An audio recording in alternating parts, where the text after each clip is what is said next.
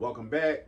This is All This Math. This is Professor Parker, and we're doing some more work with simplifying radical expressions. Now, let's first take a look at what we got. We got 3 times the quantity. I'm sorry, not the quantity. 3, we could have said the quantity, but we don't typically say that. 3 times the square root of 500x to the third. How do I know it's a square root? Because there's no number written in the index space. The number that's written here is called the index. If the index is 2, you don't gotta write it. What's understood don't need to be said, or what's understood don't need to be written, right? So that means the square root or the second root of this expression, which we call the radicand, 500x to the third power, right? Or 500x cubed. Now, first question. I got 2 parts to this radicand. I got a coefficient and I got a variable. I'm gonna deal with these one part at a time, right? This 3, we're not worried about the 3. The 3 is not inside the radical sign, so we ain't worried about the 3 for real. All right, but 500. First question to ask yourself, because when you're doing math, you got to ask yourself questions. You got to have like an internal dialogue, right? Is 500 a perfect square? It's not. There's no whole number that can be multiplied by itself to equal 500. Whole number. You got to know the difference between whole numbers, rational numbers, integers, and all that. You got to know the difference. But what I can do is, I know I could break 500 down into 2 factors where one of them is a perfect square. I know because you just gotta develop your fluency with factors, multiplication, division, etc. I know that 500 can be rewritten as 100 times 5. Now, why would I rewrite it as 100 times 5? Because 100 is a perfect square. That's why you got to know your perfect squares by heart, right? If you don't, you could do some work to figure it out, but you're better off if you know them by heart. So what I'm gonna do is I'm gonna rewrite this as, let me use purple. 3 times the square root of 100 times 5. And then hold up, I'm gonna do something with this x to the third also. So x to the third, now when we got a variable with an exponent, you need to know this rule. Whenever you have a variable, or even if it was a integer, right, or a whole number, anytime, let me think, how should I say this? Whenever your exponent is an even number, that term is a perfect square. Whenever your exponent is an even number, that term is a perfect square. And that means you can take the square root of it. 3 is not an even number. 3 is an odd number. You got to know the difference between even and odd numbers too. That's something else you got to know from back in the day, right? From elementary school. Even and odd numbers. But what I can do is I can rewrite, because I know my exponent properties. You got to know the exponent properties. In this case, the multiplication property. I can break down x cubed or decompose it into 2 separate variables, where one of them is x to the second and the other one is x to the first. Because isn't x to the second times x to the first the same thing as x to the third? If you know your multiplication property of exponents, you know that it is. So what I could do is I could rewrite it like this. X squared times x to the first power. I don't really need to write that 1, but because I'm trying to give a thorough explanation, I'm going to write the exponent 1. But at the end of the day, we don't write the exponent when it's a 1. Now, look what I did. Let me go over it again. And let me also explain why I did it. Because when we do math, when we do algebra, you always want to know why.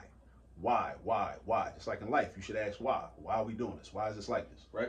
So x to the third is equivalent to x squared times x to the first. How does this help me? Because whenever I have an even numbered exponent, that term that has the even numbered exponent is a perfect square. What does that mean? That means that this x squared can come out. You can take the square root of it. Just like how this 100 is a perfect square, it can come out. You can take the square root of that. 5 and the x to the first can't come out. They stuck. They staying in there. They ain't going nowhere. The 5 is staying in there. The x is staying in there. Why is the 5 staying in there? Because it's not a perfect square. It don't have a factor that can be multiplied by itself to equal it. 5 is a prime number. It's only got 2 factors, 1 and 5. X to the first, that's a variable. The exponent is an odd number. If the exponent is an odd number, then what does that mean? That means that it's not a perfect square. What did I tell you? Make sure you put this in your notes. Pause the video, rewind it, run it back so you can hear me say it the first time. Whenever your exponent is an even number, like this 2 is the exponent. That means x to the second is a perfect square. All right? If this was taking the cube root, this would be a different conversation. That wouldn't apply, right? So basically what it's saying is, if the exponent is divisible by 2, really what I should say, that's more specific. Because if this was x to the 4th, it would be cool. X to the 6th, cool. X to the 8th, x to the 10th. x to the 50th, x to the 10,000th. As long as your exponent is an even number, it's considered a perfect square, and then you can take it out, you can take the square root of it, and it comes out the radical. So look, we about to be done. We got 3 on the outside. When the 100 comes out, it turns into a 10. When the x squared comes out, it turns into an x. Because we're saying, what's the square root of x squared? What variable times itself will give you x squared? X times itself will give you x squared, because x times x equals x squared, right? So I got 3 times 10, not 3 plus 10, not 3 minus 10, not 3 divided by 10. We multiplying these numbers that's on the outside now.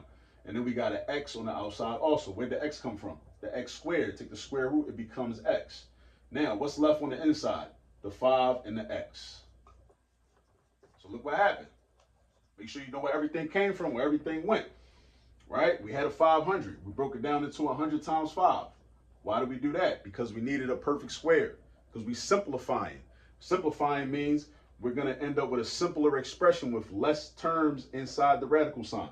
We got less terms. Instead of having 500 times x to the third, now we just got a 5 and an x. We just got 5x. That's simpler. That's why we call this simplifying. Everything in math has a name for a reason. Even the instructions got a name for a reason. All right? Now, 3 times 10x, that's going to be 30x times the square root of 5x. And the 500 turned into 100 times 5. The 100 came out because it's a perfect square, turned into a 10. The 5 can't come outside. The 5 got to stay in the house.